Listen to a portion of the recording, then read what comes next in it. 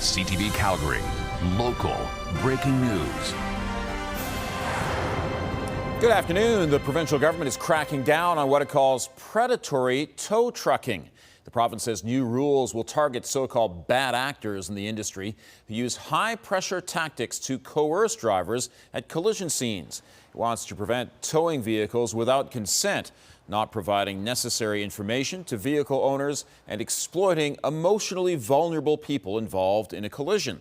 Effective Friday, tow trucks will not be able to pitch their services within a 200-meter radius around collision scenes. Violators face fines of $1,000. Collision scenes are obviously chaotic and they're stressful, often leaving drivers disorientated, injured, or worse. The last thing someone needs at a collision scene is to be harassed by dishonest tow truck drivers, pressuring them to agree to towing services. Calgary and Edmonton already have similar bylaws in place. In Calgary, the maximum fine is $10,000.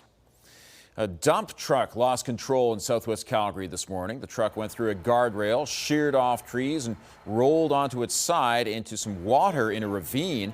It happened on 101st Street, south of Old Banff Coach Road, just after 8 a.m. The fire department says the driver got out of the vehicle with no significant injuries. Tow truck operators later pulled the dump truck out of the water. Firefighters cleaned up fluids that leaked from the vehicle. A dog has died in a house fire in southeast Calgary this morning. Fire crews were called around 5 to a home on Legacy Reach View. When they arrived, smoke was coming out of the home. The homeowners tell CTV News they believe their dog did something in the basement to start the fire. The fire department says this has been deemed a suspicious incident, and police are leading the investigation. RCMP have charged 2 people with possession of stolen property after power tools were found in Banff. Mounties say they found a vehicle containing tools taken from a job site in Ardrossan, east of Edmonton. Investigators say the culprits were planning to sell the tools outside the province. The tools have been returned to the owner, and 2 people from Edmonton are due in court in Canmore this fall. Air Canada's flight attendants have voted overwhelmingly in favor of strike action. This means a 72-hour strike notice could be issued as early as August 16th. The airline and the union have been in contract talks since the start of the year. Meanwhile, Air Canada is changing how Aeroplan members earn points. The loyalty program will change January 1st. Members will earn points on eligible Air Canada flights based on dollars spent rather than distance traveled.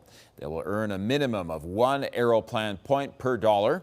Air Canada will also introduce status qualifying credits, a new path for achieving Aeroplan Elite status. A Canmore man who survived an avalanche last March while skiing in the Rockies is cycling nearly 4,000 kilometers from the mountain town to Montreal. We caught up with Giordano Pillarella in Regina. He's raising money for Mountain Muskox, a peer support group in the Bow Valley for those who've experienced trauma or loss in the mountains. Pillarella's physical injuries have mostly healed, but says his mental health took a serious hit. I felt like there was kind of like a ghost of me, like an old part of my past that I wasn't able to relive. Like I'd go to the same places that I used to ski, but I didn't have that ambition to want to like chase those goals. I think the biggest thing that's helped me is like accepting that I'm moving on in a positive way. Like, you know, like maybe I'm not able to do those things I used to do, but that's okay.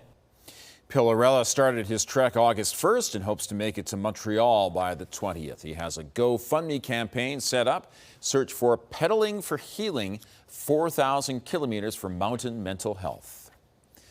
Marta GR is back this Sunday celebrating 40 years. The free family festival hosted by the Marta Loop Business Improvement Area includes music, games, a pet pageant, and food. More than 35,000 people are expected to visit the neighborhood as 33rd Avenue Southwest becomes car-free between 10 a.m. and 5 p.m. You can walk, ride, or take transit, and there will also be shuttle service to off-site parking at the military museums throughout the day. The men's U21 Pan American Volleyball Cup is underway with games at the Tsuut'ina Nation's Seven Chiefs Sportsplex. Here are a few highlights from last night as Canada's U21 national team defeated Barbados 3-0. Calgarian Grant Hill is one of 3 Alberta athletes playing on Team Canada, which has consistently secured a spot in the top 3. You can visit Ticketmaster or buy tickets at the door, with the finals taking place on Sunday. The tournament is expected to draw more than 4,500 spectators and is projected to inject $2.4 million into the local economy. Thank you for joining us. We'll have more on the top stories coming up on CTV News 5 and 6, or anytime online at ctvnews.ca/Calgary.